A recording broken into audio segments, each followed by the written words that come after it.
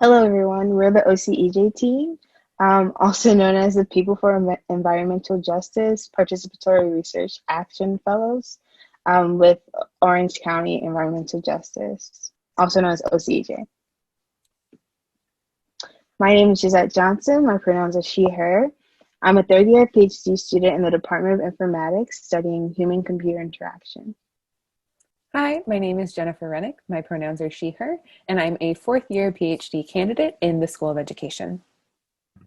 Hi, everybody. My name is Elizabeth Hanna Rubio. My pronouns are she, her, and I am a sixth-year PhD candidate in anthropology. So my name is Enrique Valencia. I'm the current project director for Orange County Environmental Justice. Our mission is to bring the fight for environmental justice to Orange County through advocacy, public accountability, healing, and systemic transformation.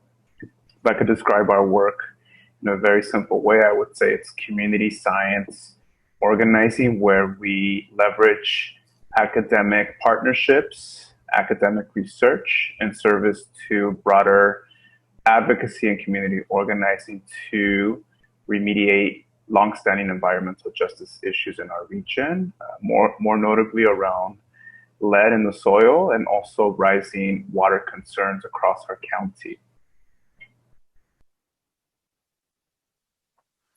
So with our partnership for OCEJ, the main focus was to support the development of OCEJ's membership-based collective decision-making. In particular, OCEJ is working on both expanding their members in numbers and expanding into other parts of the county and taking on new projects. So with that in mind, the organization was interested in really thinking through how they can leverage the membership to inform the decisions they make moving forward about the work they choose to take on.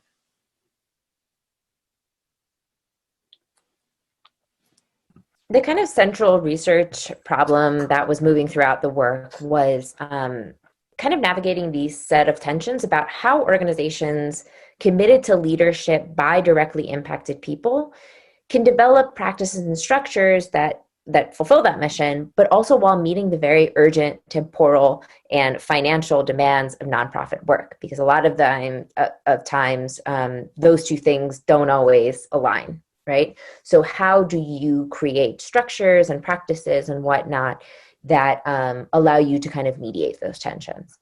In terms of discipline-specific contributions, as an anthropologist, my main methodology is ethnography.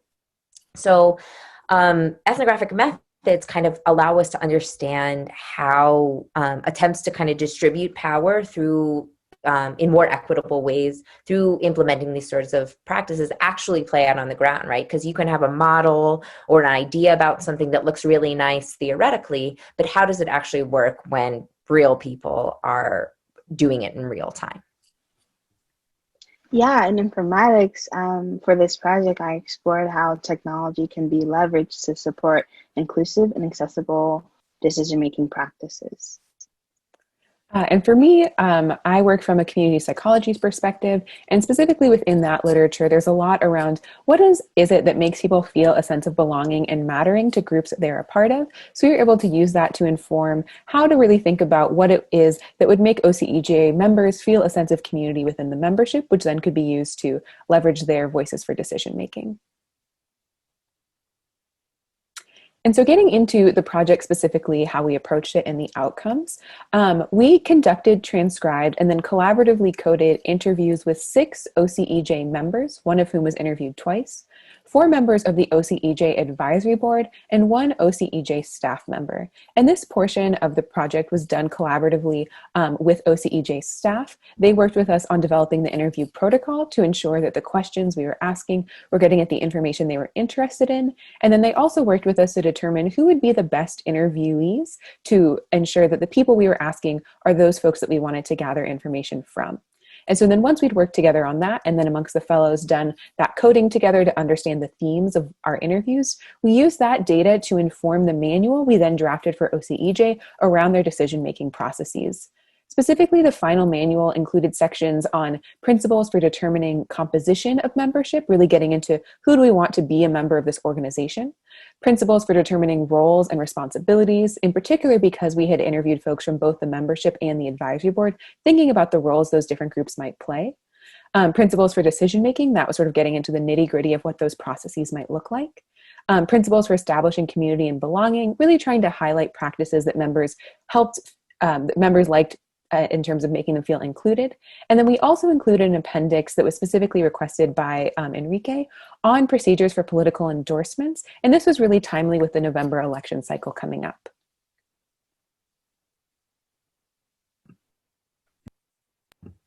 In terms of the significance of what we found in terms of community-based research more broadly, in terms of process, it really kind of made us realize that when collaborating with an organization, it may be helpful not to think about it as kind of a monolith, right? So you could say you have, I have this one community partner, right?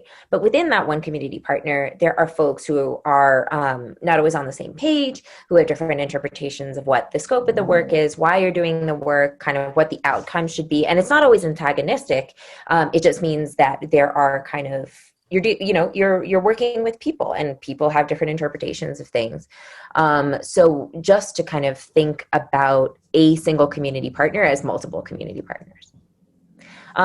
In terms of outcomes, kind of thinking again how to navigate these tensions between the expectations of nonprofit work and commitments to member equity. And then also the importance of capacity building and accessibility to ensure equitable decision making, because you can have like kind of a representation of directly impacted people on the board or on the steering committee. But if you don't actually have the structures put in terms of childcare or transportation or accountability, et cetera, to allow those people to be able to get to those places, then, other problems arise. And in terms of what the organization will do next, Enrique will talk a little bit more about that. But they're kind of going to practice implementing the proposed models and kind of deliberate the pros and cons of each of those. In terms of personal and professional impact, for the sake of time, we don't really have time to each give detailed answers to each of these questions. In terms of, why learning about CVR is relevant for my discipline or professional trajectory and the significance of what I learned, it really is about navigating the intimate relationships that are necessary in ethnographic research. But in terms of what's next for me and kind of how the fellowship has impacted the next steps, I'm currently on the job market and postdoc market. So I've really been on the lookout for campuses that kind of have similar centers or are interested in developing one. So I really kind of point to the fellowship as as kind of what experience seeing what this kind of center looks like with the aspirations of creating similar structures in whatever campus I end up at. Yeah, and for me, why CBR is relevant and important to informatics is because it allows me to directly impact the community of interest using technology by understanding what they desire based off of their perspectives. Many times when computer scientists or we design technologies, they do not engage the impacted community. And so oftentimes those technologies aren't used because they weren't actually helpful for that specific community. What is the significance of what I learned from this fellowship? I learned various approaches of how people use community-based research across disciplines. Going forward, I will continue conducting community-based research within my research with a local Alzheimer's Association community, using technology to supplement support groups for people with dementia. Yeah. And so for me, working in education, the goal of education research is broadly to improve educational practice. So that means that it's really important for us to be able to partner with educational practitioners, whether that be schools or, after school programs. So that's why for me, community-based research is really important, both in my discipline and, the ways in which I see my career continuing. Specifically for this fellowship and thinking about the significance of what I learned, one of the big takeaways for me was just the variety of outputs that can be created for community-based research. Often in academia, there's just a big focus on publishing. But through this fellowship, both within the OCEJ group and in getting to observe the other groups and what came up in the workshops as well, I got to learn about lots of different ways of sharing back results to community partners, whether it be a manual like we did or a newsletter or lots of other creative ways of sharing findings that can be a lot more accessible and engaging for the community partner. And as far as the impact for OCEJ, so we're a small community-based nonprofit organization. For us to have such a strong partnership with community-based researchers has extremely added to our capacity. The project that the fellows undertook is something that's extremely important to the governance of our organization and how we actually live our values. But because of constraints on nonprofits such as ours, it's a project that we're not able to prioritize.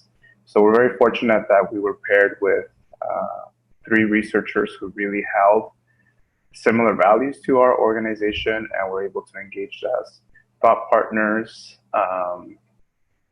in this almost year-long process, and really developing a tangible product that can then be implemented by different stakeholders within our organization. So I'm really grateful for this experience, and specifically for the three researchers who I was able to work with in this last year. And we'd like to thank you all for listening. That's the conclusion of our presentation. Again, I am Gisette. We also have Jennifer, Elizabeth, as well as Enrique. And we would also want to thank OCEJ and Enrique for allowing us to partner with you all through this past year, and UCI Newkirk Center for Science and Society for allowing us to be community-based research fellows. So